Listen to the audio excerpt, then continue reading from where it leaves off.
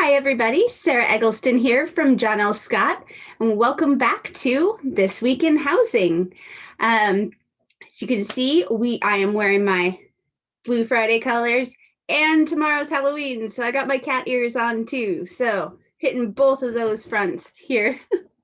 But thank you for joining me again on This Week in Housing, and I'll go ahead and jump right into those slides.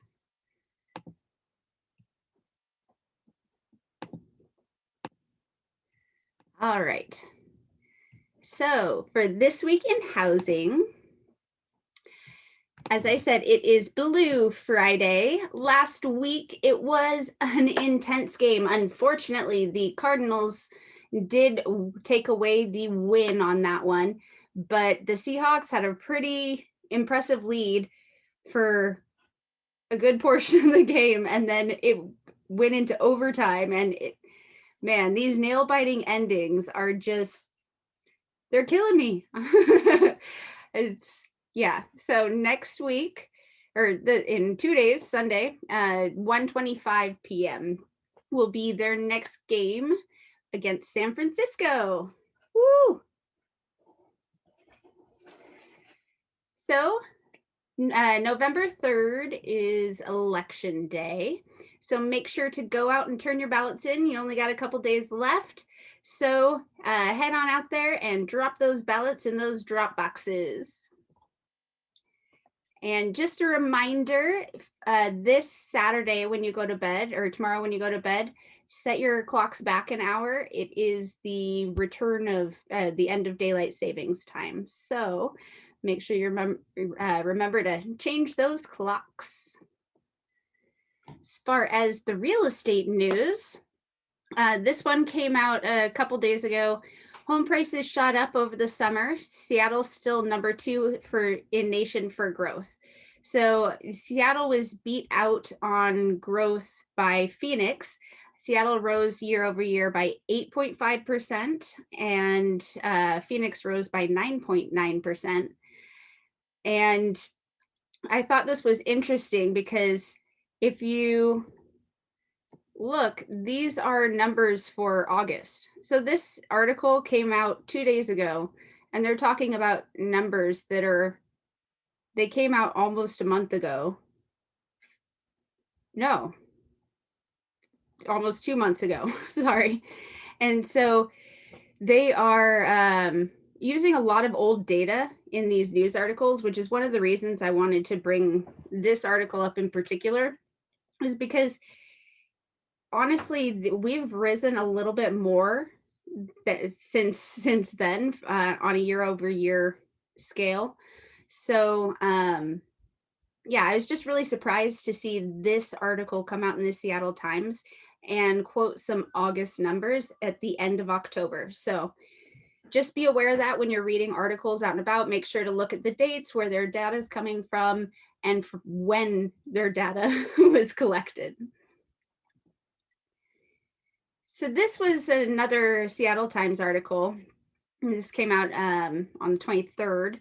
So, but this is a bunch of charts related to the coronavirus economy. So I thought a couple were interesting. I've showed the new pending sales and new listings chart before, but this showing them side by side like this definitely does show that the gap is widening between home sales and the number of listings. So if you are a buyer out there in the market, you might have a little bit of competition. That might be understating it a little bit for your home. And there's just so many buyers out there that with so few homes on the market that yeah, that gap is widening and more buyers are coming to the market every day. And also from that article, this is Seattle's job market. I did think this was interesting because Seattle's housing market is doing a lot better than some other places in the economy, or than in the nation. But our economy is trailing behind the national average. So I don't know. I thought this was a pretty stark comparison between the real estate market and the economy in general in our area. So this one came out on October 19th. I meant to throw it in last week and didn't. I had a lot of slides last week to get in, so this one didn't make the cut, unfortunately. But Tacoma is the nation's fastest selling housing market. Seattle home prices soar 18%. So these are quoting September numbers, so these are much more recent than the last article. But yeah, 18% growth in home prices is pretty incredible. There's a lot of bidding wars going on that are driving those prices up. And for the third month in a row, Tacoma was the fastest market in the nation, with half of all homes pending sale in just 6 days, down from 16 days earlier this year. So having the average pending be just 6 days that's a pretty intense market. That means that for each home that's sitting on the market 12 days, there's one that's gone in one. So yeah, it's just, there's a lot of intensity in the South End, Tacoma, South King County. So if that's one of the places you're looking, just make sure you're aware of what's happening in the market and have a plan in place. So last week we talked about mortgage rates hitting a new low at 2.8. So this week we're at 2.81, so no record low this week, but we are pretty much staying almost exactly the same as last week. Pretty darn close. As far as market activity, you can see new listings 651, pending sales 1101, and listings sold 957. So if we look at that on the chart, you can see that we're seeing a drop off over the past couple weeks in all three categories, or over the past week in all three categories. So this is something we'd expect to see this time of year, especially with the election going on. During an election year, there's a lot of people that put off their move till the year after an election. Which is an interesting little stat, but you can see that we are following those trends. There were fewer pending listings this week by a decent amount, and the amount of new listings again continues to dwindle, so that we're losing inventory like crazy. And so the showing time, this is for North America and for key data. So these are key entries into homes. You can see we are trailing off at this kind of similar rate as we were last year at this time. So we're following that similar trend, even though our average for this year is higher than last year. We're following the same lines. And this one, fewer people need unemployment benefits. New claims dropped by 9% last week. So this is really good to see as far as the economy bouncing back. These are national numbers. And you can see the blue line is continued claims and the red is new claims. So pandemic really ramps up right here just before April, and continued claims are high. But the new claims have been dropping off ever since, April. And we are down to not quite where our average was a year ago, but we're getting a lot closer, and fewer people are issuing new claims. And a lot of people are coming off of the unemployment claims that they did have. So this is a good trend to see. All right, so yesterday I was supposed to announce my Halloween contest winner, but due to a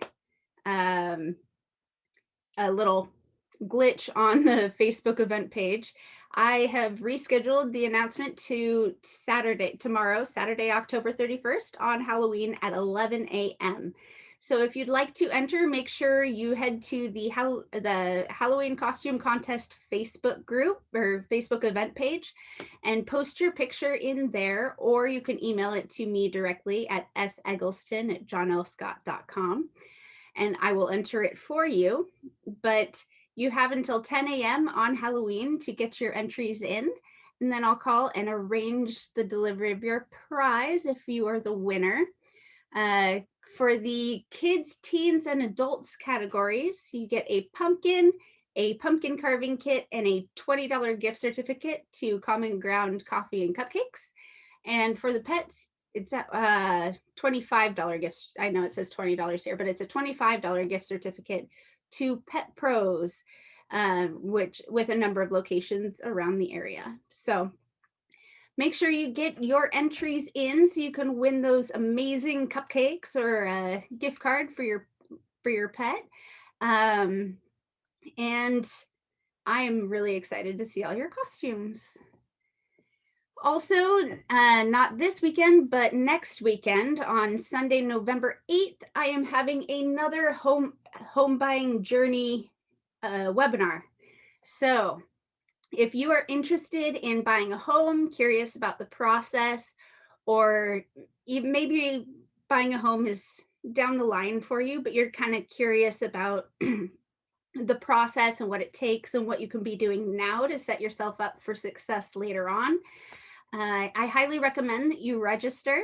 Since it is a webinar, you get to participate from the comfort of your own home and still be able to participate, ask questions, and yeah, just get to be a part of the event and learn about the home buying experience. So if you do have any questions, excuse me, if you do have any questions, please feel free to reach out. My phone number and email address are on the screen there. I am happy to chat about real estate in your specific area and answer any questions you have about the market in general, or the home buying process or the home selling process. Really anything about real estate. If I just want to open up that dialogue with you. So if you have questions, please feel free to reach out. All right. Well, thank you so much for joining me for This Week in Housing. I hope you have a fantastic Halloween tomorrow and enjoy the Seahawks game on Sunday. Don't forget to enter my costume contest and register for that home buying class. Thank you so much for joining me. I will be here Friday at 3 p.m. right back here for This Week in Housing. See you then.